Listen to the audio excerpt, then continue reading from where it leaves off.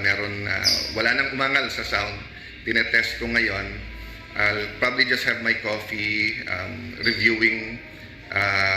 Mabigat kasi yung pag-uusapan bukas, yung subpoena sa Anti-Money Laundering Council, yung records nila, doon po sa BIR at saka doon din po sa bank accounts ng mga banking institutions, ng mga bangko. And napaka-importante nito. And in public naman to, nagkaroon naman ng oral arguments. No? But I'll also be addressing yung concerns ni Chief Prosecutor or Chief Persecutor Ping Lacson, kasi trabaho na daw niya po ngayon na habulin ng mga senador. Sa bagay, hindi ito po bago yung sinabi niya kanina, kasi ginawa niya na ito kay Chis Escudero, ginawa na kay Joel Villanueva, ginawa na kay Jinggoy Estrada, ginawa na kay Senator Marcoleta, ginawa niya ito kay Erwin Tulfo, except that tumampi ka agad sa kanya. So, maybe 1 or 2 more. So, pang 6 or 7 na ako, 6-7 na ako sa mga tina-target ni Senator Lacson. So, pag-usapan natin mamaya yan in a very calm, in a very professional matter. Ma-assure ko rin po kayo na walang ghost project sa Taguig. To the best of our knowledge, ilang beses na nag-inspect. Having said that po, kaya ko sinabing ko anong itatanim, yan ang aanihin. Kahit anong isip ko po, hindi pwedeng manahimik sa nangyayari sa ating bansa. So, ang nangyayari po ngayon ay may mga mastermind talaga at may mga minions. So, shoot kong t-shirt today ay dedicated po sa mga minions. Alam niyo naman pangalan ng mga minions, di ba? Pero itong isa, ito yan. Yeah. Yung minion na yan, pangalan niyan ay Melvin. So, shout out sa iyo ngayong Sunday na to, Melvin the Minion. Marami naman yan So, let's talk about,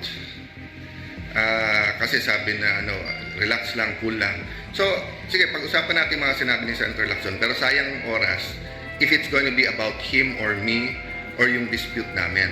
But if it's going to be about a path towards finding the whole truth, ano ang forma ng flood control, saan siya natigil at bakit na-question yung integrity niya. Hindi po ako ang nag-question ng integrity niya. Buong bayan ang nag-question ng integrity nung tumigil siya mag-imbestiga nung pagdating na doon sa Bersamin files. Diba? Maraming pag-uusapan dyan. Marami pang ibang ebidensya na pwedeng sundin. No? Ang point ko lang guys, hindi to entertainment na debate o dalawang senador na nagbabangayan. Nagtimpi din po ako hindi magsalita. Grabe po ang ginawa niya kay Senator Marcoleta. Tapos nung nakulong na, panay kutya pa, panay pa ang tweet ba ginagamit niya or whatever na kung ano-ano pang sinasabi sa health niya, makulong, etc. And the irony is, it's because of campaign donations. Alam ko rin naman saan nanggagaling yung campaign donations ni Senator Lacson, di ba? So, napakabigat po para sa akin na kasi while I was preparing, fixing itong mic na to, tinitignan ko kung plug and play lang to.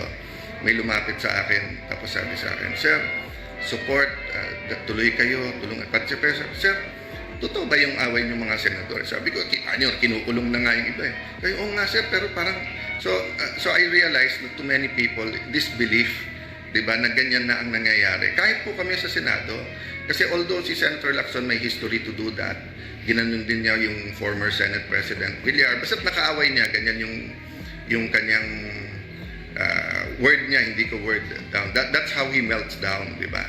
By trying to destroy his enemies, ikulong. But guys, konting patience din kay Senator Lacson kasi one, may amo ginagawa lang niya yung sinasabi ng amo para pag ginipit ako, ang pagbibintangan siya, hindi yung administrasyon, di ba? Kasi ang importante naman sa kanila, yung boto naman talaga dito sa impeachment, tapos yung chacha or charter change. So I'll tell you more later. What's important po is siguro mga before 2 o'clock siguro po, no? Let me just have coffee, baka mag-lunch. And then let me gather my thoughts. Nag-aaral din ako for tomorrow and Tuesday. And so okay naman po yung sound. So from Jeddah, Saudi Arabia, Miss Zarincia Tobon, Rose Casar, Laban for Future Generations. Doon sa ano, mga bata, lalo po yung mga 12 to 16, tapos yung mga 15, 16 to 20, tapos yung 20 to 25. I know this is the most idealistic, exciting, curious, cautious, sometimes painful, depende sa sitwasyon nyo sa buhay, sa school. But this is also the time where kung anong gawin namin, kayo talaga maapektuhan eh. So yung buhay natin ngayon ay dahil may mga umabuso ng 70s, 80s, pero may lumaban din at naging bayani. Diba? So, it's not about becoming a hero, but it's about fighting for your future. So, konting patience sa amin.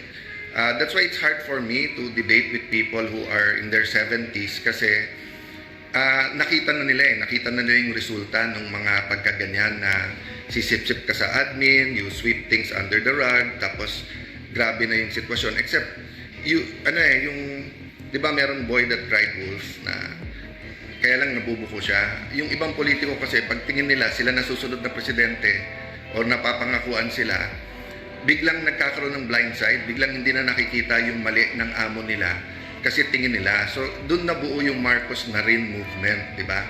So, yung Marcos pa rin, yan yung mga dating loyalist. Yung Marcos na rin, yung lahat nung pigilan natin si VP Sara kasi ang taas sa survey, baka hindi natin matalo yan. So, sabi nila, paano yun? Sobrang daming corruption during this administration. Hindi, tayo naman ang papalit eh. So, yun. Tapos, ilan na silang pinangakuan? Diba? Sa Senate lang, ilan silang umaasa na pag na-impeach, sila napapalit. Isa na si Senator Lacson doon. Ang problema, kung diniretso at ginawa niya lang ang trabaho niya at talagang sinundan niya yung ebidensya, hindi yung amo niya, edi sana po, baka siya pa ang iboto kong presidente o kumpanya. Mag-iipon pa ako. Diba? It's not too late. Diba? It's not too late. Bakit? Sa sobrang dami niyang alam, he can still tell people the whole truth. Ilan po throughout history na may mga record din, maaring hindi perfect yung record, maaring masama nga record, may mga iba nga criminal, pero nung naging state witness or naging yung binukas yung loob, sinabi yung buong katotohanan, in-embrace at minahal din. So, let's hate the sin but not the sinner. So, don't hate Senator Lacson but hate what he's doing now. Meron pa rin sa loob niya who wants to tell the truth, but yun nga, ang tingin niya kasi, pag sinabi yung the whole truth, ang makikinabang yung Vice President. So, I will follow my oath and be fair. Justice ang gagawin po natin sa impeachment. Having said that, hindi pwedeng manahimik sa overall na nangyayari sa ating bansa kasi dikit-dikit naman ito. So far okay yung mic, guys. Marivic Kapulungan, thank you po for prayers for divine protection. We really have to rely completely on the Lord, no? From Texas, USA, Annalisa Bael, yeah.